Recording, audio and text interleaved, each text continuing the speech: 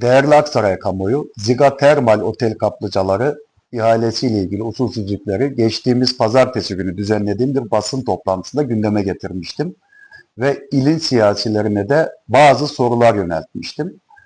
Sayın Vali'ye de bu ihaleyi imzalamaması çağrısında bulunmuştum. 3-4 gün düşündükten sonra Sayın Vali'ye bir açıklamama yaptırma kararı almışlar. Ve o muğlak açıklamada da asılsız iddiaları gündeme getirdiğim söylenmiş. Daha doğrusu benim adım da zikredilmeden ilimizin emekçi yerel basın mensupları hedefe konulmuş. Ben şimdi buradan kamuoyuna yeniden bu sorularımı yineliyorum. Sayın Validen de hangileri asılsızmış net açık bir cevap bekliyorum. Bu 2005'te daha önce ihale edilen yerle ilgili yargı süreci tamamlandı mı, tamamlanmadı mı? Yargıtay'da 2023 yılında bu dava kesinleşti mi, kesinleşmedi mi cevap bekliyorum. Yargıtay tarafından kesinleşmiş bir kararı ihaleye şartname maddesi olarak neden eklediniz? Sayın Vali, şartnameye koymuş olduğunuz bu maddeden dolayı ihaleye sadece bir kişi katıldı. Bunu şartnamedeki maddeye bağlıyor musunuz, bağlamıyor musunuz? Eğer yargı aşaması tamamlanmadı ise neden yargısal sorunu olan bir yeri ihaleye çıkardınız? Bu konuda aceleniz neydi? Hangi il genel meclis üyesi bu konuda size baskı yaptı? Bu şartnamenin bir başka maddesi de ihalenin tamamlanma oranını %55 olarak belirtmişsiniz.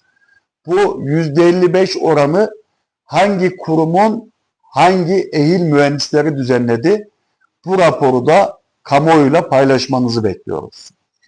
Yap işlet devret ihalelerde esas olan kiralama süresidir.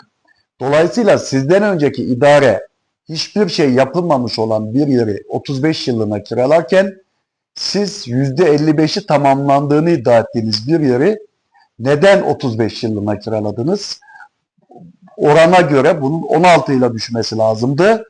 Aksaray'ın 19 yılını 240 milyonlu neden heba ettiniz? Bu şartnameden sonra ihaleye katılan tek kişi önceki şirketin oğluyla kızının kurmuş olduğu şirket. Bu da adrese teslim olan bir ihale iddiamızı doğruluyor mu? Bu konuda vereceğiniz bir cevap var mı? Sayın Valim, Aksaray'ın altın çocuğu, sizin değerli vali yardımcınız, İl Özel İdaresi'nin genel sekreteri vekili Hakan Kılıçkaya'nın Ocak ayına kadar, Ocak ayda dahil olmak üzere 8 kurumdan huzur hakkı aldığı iddiaları doğru mudur, asılsız mıdır? Bu konuda da bir açıklama bekliyoruz. Eğer asılsız ise bu konudaki açıklamanızı bekliyoruz. Bir devlet memurunun 8 yerden huzur hakkı alması kanuna uygun mudur, değil midir Sayın Valim?